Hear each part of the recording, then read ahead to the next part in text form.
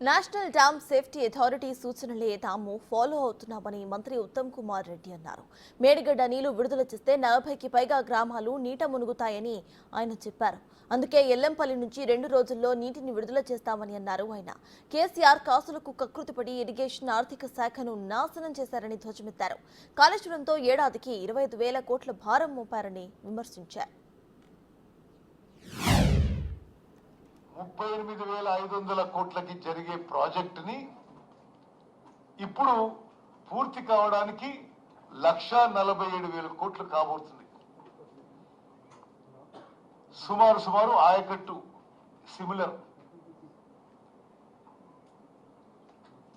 ఒకటి capital cost ఈ మేరకైతే running cost గురించి కూడా ఆలోచన చేయాలి.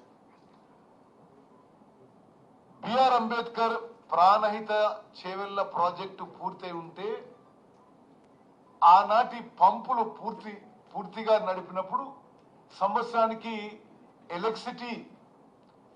ఎలక్ట్రిసిటీ బర్డన్ 1000 కోట్లు ఉండేది. ఇప్పుడు వాళ్ళు రీఇంజనీరింగ్ రీడిజైన్ చేసిన కాళేశ్వరం ప్రాజెక్టుకి పూర్తి స్థాయిలో అన్ని పంపులు నడిపినప్పుడు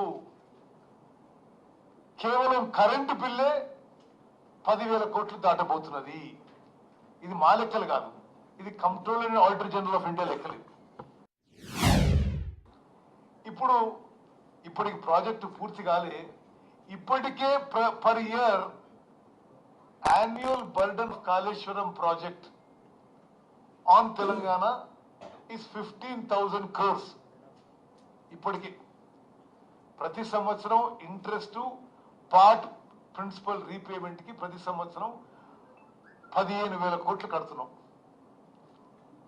పంపులన్నీ నడిచినప్పుడు మరో 10,000 కోట్లు electricity burden.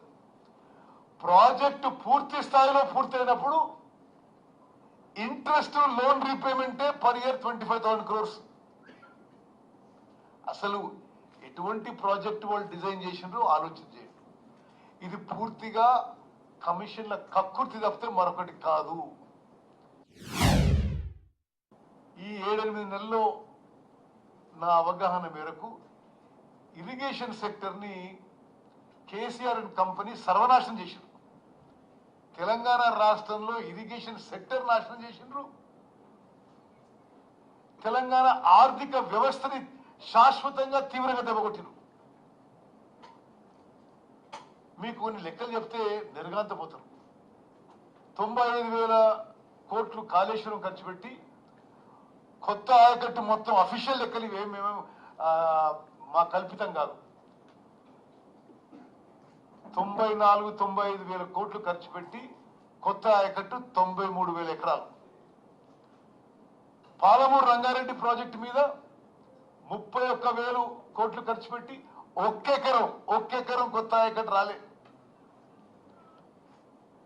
Sitaram Sagar project మీద 7,800 కోట్లు ఖర్చు పెట్టి ఒక్కెకరం కొత్త ఆయకట్టు రాలే. గత 10 ఏళ్లుగా కేసీఆర్ అండ్ కంపెనీ కక్కుర్తి వల్ల 181,000 కోట్లు ఇరిగేషన్ మీద ఖర్చు పెట్టి నామమాత్రం ఆయకట్టే రావడం జరిగింది. మీరు కట్టిన మేడిగడ్డ బ్యారేజు, మీరు తీసుకొచ్చిన 1,00,000 కోట్ల అప్పు, ఇది కేసీఆర్ సొంత డిజైను, సొంత నిర్మాణం, ఆయన ఆధ్వర్యంలో జరిగింది. కొన్ని మినిట్స్ మీటింగ్ చూస్తే మీరు ఆశ్చర్యపోతారు. ముఖ్యమంత్రి దగ్గర రివ్యూ జరిగింది. ఆయన ఆల్సో ఇరిగేషన్ మినిస్టర్ కదా. ఈ ప్రాజెక్టులో ఈ డ్యామ్ కి కాంక్రీట్ ఇంకా ఫాస్ట్ గా వేయాలి, ఇంకా పర్ డే ఈ వర్క్ ఇట్లా జరగాలి.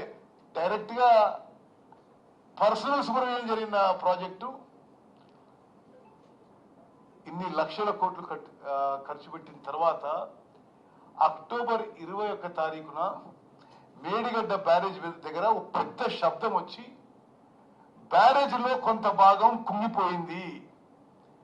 మొదలుపెట్టినప్పుడు మీరే ముఖ్యమంత్రి, మీరే ఇరిగేషన్ మినిస్టర్. కూలిపోయినప్పుడు మీరే ముఖ్యమంత్రి, నేను ఇరిగేషన్ మినిస్టర్.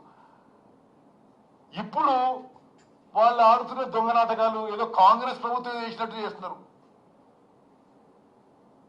ఇంతకంటే అసలు గోబెల్స్ ప్రచారం మరొకటి ఉండదు. అదే మేడిగడ్డ బ్యారేజ్లో వాళ్ళు చెప్పినట్టు ఫుల్ స్టోరేజ్ పెట్టి పంపింగ్ చేస్తే బ్యారేజ్ ప్రమాదవశాత్తు ఏమైనా జరిగితే కింద ఆస్తి నష్టం, ప్రాణ నష్టం, అదేవిధంగా పూర్తయిన సమ్మక్క సారక బ్యారేజ్ కొట్టుకపోతుంది, సీతారాం సాగర్ ప్రాజెక్ట్ డ్యామేజ్ అవుతుంది, దారి పొడవున 44 ఊర్లు పూర్తిగా డ్యామేజ్ అవుతాయి, భద్రాచలం టౌన్ లో పూర్తిగా నీళ్లతో నిండిపోతుంది.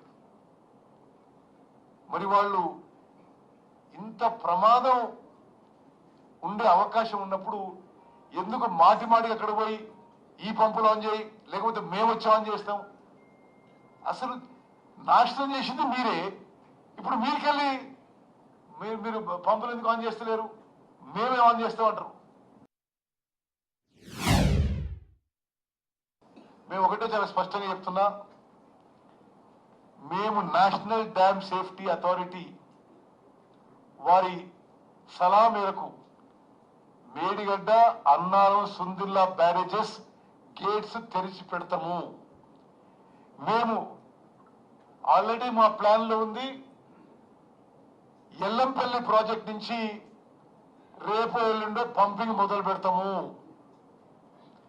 ఎల్లంపల్లి ప్రాజెక్ట్ ఎవరు కట్టిండ్రు, ఎవరు డిజైన్ చేసిండ్రు, ఎవరు హామీలో పనులు పూర్తయినాయి? మరి ఈ రాష్ట్రంలో అందరూ తెలుసు, కాంగ్రెస్ ప్రభుత్వం నిర్మించింది. ఎల్లంపల్లి ప్రాజెక్ట్ కి ఇన్ఫ్లోస్ మంచిగా వస్తున్నాయి. ఎల్లంపల్లి ప్రాజెక్ట్ కి ఇంజనీర్లు కన్సల్ట్ చేసి ఒక 2-3 రోజుల్లో ఎల్లంపల్లి ప్రాజెక్ట్ నుంచి పంపింగ్ మొదలు పెడతాము.